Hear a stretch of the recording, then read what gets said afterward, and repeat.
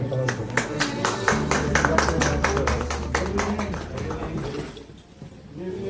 týchto chlapov? Dobrý deň.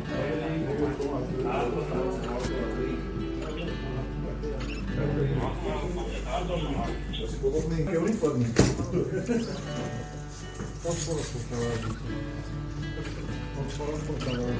Ja 20, 14. A ja 14. Aha, to je. Vy ste kde slúžili? Na Alpove?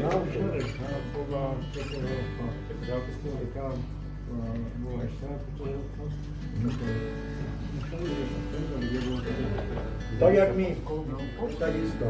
Kde nás treba, tam sme. Koľko rokov ste mali odsúžených? 20 rokov. Máte okolo pacienta, myslím tak, rodina. Pekné roky to boli. To boli zážitky, ktoré sa nerozpýtujú.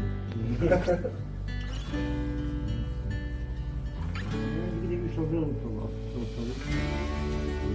A niekomu to nebudeme, keď skončíme. Je to pekná práca, nás baví. Mám pre vás pozornosť, ktorá tu má spomienku organizácie zákonného odboru.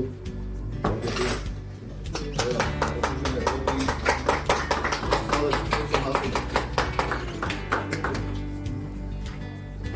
Takú menšiu pozornosť je ešte. Máte radi sladké. Sladké, že máte radi. Ono bola tradícia u vás ešte ústava takéto. Taký aj hlavno. Tak to nemáme. Sa ho budeme závidieť.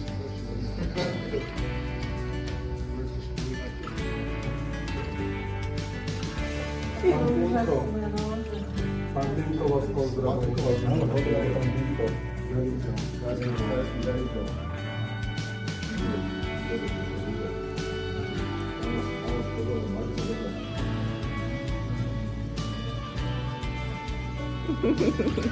Chcem sa poďakovať mene neziskovky Cesta za snom, že teda ste prišli a urobili Laseviš o jeho splnený sen a chce rozlučiť s jeho rodinou. Viem, že vás nepozná, týchto chlapcov, ale dobrá správa. Zabezpečil som ešte pre vás, že o 3. do 2:30 prídu vaši kolegovia, ktorí s vami bojovali v ťažkých situáciách. Traja, dobre? Takže dneska máte taký hasičský deň, vďaka dobrým hasičom ministra vnútra Slovenskej republiky, ktorí teda vám troška spríjemnia život a troška zmenia myslenie. Dobre? Polomíčkou. Vážené pánko. Ďakujem vám ešte raz. Chcete niečo povedať ešte, pán Onderka? Čo? Happy, hej? To šťastie je sa došťa. Nezaužívam na naozaj. Sme jedna rodina stále. Bývalý náš kolega, sme jedna rodina.